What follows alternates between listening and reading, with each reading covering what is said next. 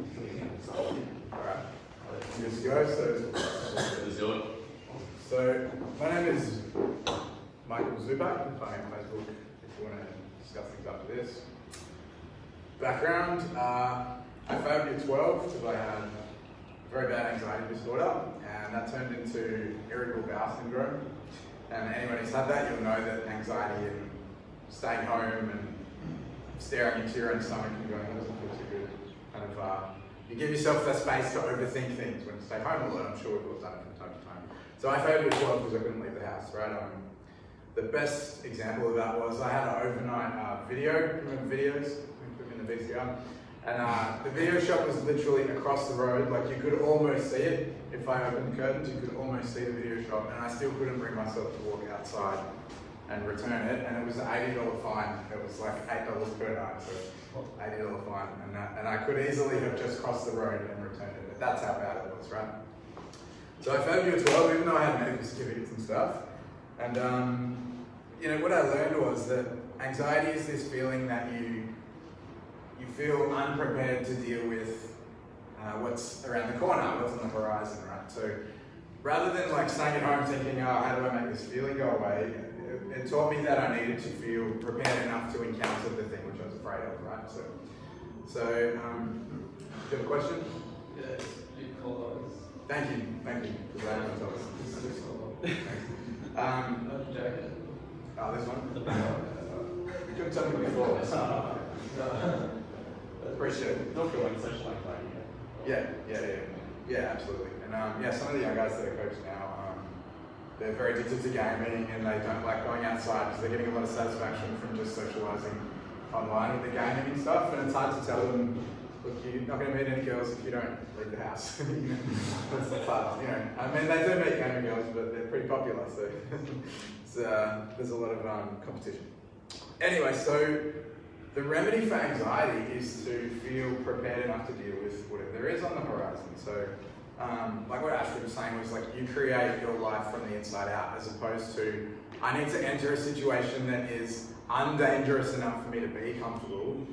It's like I need to feel like I can deal with anything. Yeah, so that's what got me out of the house. I went back and did school. I was 20 years old when I finished my BCE. None of the girls would even look at me because I was this weird old guy. It was like, you could see the fear. I'd be like, hey, how's it going? They're like, oh, like this weird guy with like a beard and stuff.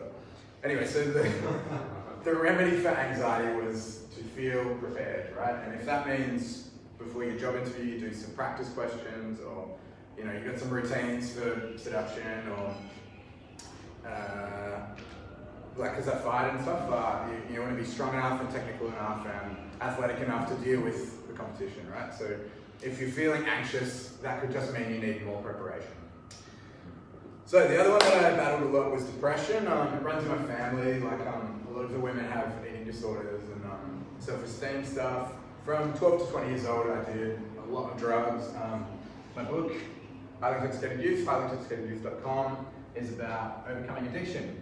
But if you're saying that ZED Talk, everything we know about addiction is wrong, he says that it's about connection, that if you can't bond with people, you will bond with a substance, and you will self-soothe through the substance if you can't get love and attention from people, right? So if we can't get love like that, we'll just like get it like however else we can internally create it. So what I learned was that... Is that likely to be for your parents? Sorry? Is that likely to be like a continuation of your relationship with your parents? Absolutely. Glad you said that. Yeah, the love that we miss as a child is a big deal, especially for self-soothing, is a baby learns to suck its thumb instead of crying out for help. So that turns into a cigarette, turns into a bottle, turns into whatever, you know. And it can be girls as well, you know, it's like that. You know, if I don't feel good unless this woman loves me, or unless all women love me, you know. And you can get heavily addicted to that. And you know, I got addicted to violence. I got addicted to hitting someone and watching them like bleed and going like, yeah, I'm the more powerful one in this exchange. That was like, it's a massive addiction when I was 19. It was like, I'd leave the house and go like, I'm gonna get so high tonight, and then I'm gonna fight someone, or I'm gonna fuck someone, and I don't care which it is. And it turned out it was way easier to get into a fight than it was to get laid. It was way easier. It was just like, you're a pussy, done. Let's do this. It was much easier to get into a fight. but then I get better at being late, so yeah, I mean, you know how it is. So the real cause of depression is in psychology they call it the flattened effect. So your emotions are like heightened and then they just kind of, and you give up, yeah? So depression is kind of like giving up. And if you're giving up on reality, it's hard to then go, no, I'm gonna like try again. Especially if every time you try, you sort of just fail, yeah? So you get this flattened effect. So a common thing is this idea of stress overwhelming you to the point that you give up. And you can actually see that in people when they're having a stressful time and they're like, and they're sort of frantic and then they just kind of get depressed, right? And that giving up and the too many things on your plate, the remedy for that is this. Just do one of them. Just do one. Because when you're in bed and won't get up, haven't put pants on in several days, eating really badly, drinking, and you're like, where do I start? I got all these problems, like all the things that were stressing me out that made me give up. Where do I start? There's too many. And the actual remedy is just one. Just do the fucking dishes. Like, they're sitting there, they're stressing you out, and you're like, oh, I can't deal with it. And the faster you do it, the less it'll stress you out. Like, if you got a problem at 9 a.m. and you just keep putting it off till 4, you know, that's pissed you off all day. If it's 9 o'clock and you just go, oh, fuck this shit, and it's done, it doesn't piss you off for 5 minutes, right? So that's the remedy for procrastination. But the remedy for depression is to just do something, any of the things, right now. Because you know that feeling you get when you're like in cleaning mode, and you're like, yeah, while I'm here, I'll just do something else, while I'm here, I'll just do something else. Once you do one, you're like, yeah, I might as well do 2, might as well do 3, might as well do 4. And then after a while, you're not overwhelmed anymore, and what's the point? That goes away, because you're like, yeah, fucking no, let's do this. The point is, go, let's do stuff, you know? So that is the practical remedy for depression. Now, the other cause of like mainly depression, but also a little bit to do with anxiety is trauma, yeah? So we've all got it. Everyone's got something horrible that keeps them awake or you still haven't rectified. And my brother had an ex-girlfriend and he lost so much respect for her when she said this. You're gonna think it's funny.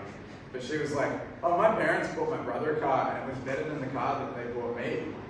And he was like, you know, like just apathetic, like.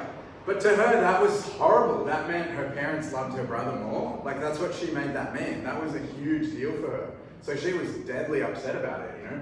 And for us, we're like, dude, you got better than the rest of us, fuck you. But like, that was trauma for her. Like, she's probably still upset about that now, 10 years later or whatever. She probably still thinks that they love her brother more. Anyway, so the trauma stuff that I do is using the meridians, like what he was saying about tapping and that. Mine's more massagey, and it's a 10 to 12 week course, and we sort of go over each emotion. So we would do anxieties one session, and do a couple of other things like confidence that relates to anxiety, and then depression and like guilt and shame and stuff. Like all the heavy emotions are all like large intestine, so we do like large intestine stuff for that. So hit me up if you want to give that a crack. I'll give you 3 free sessions. Once you get 3, you'll go, yeah, I can feel that it works and stuff.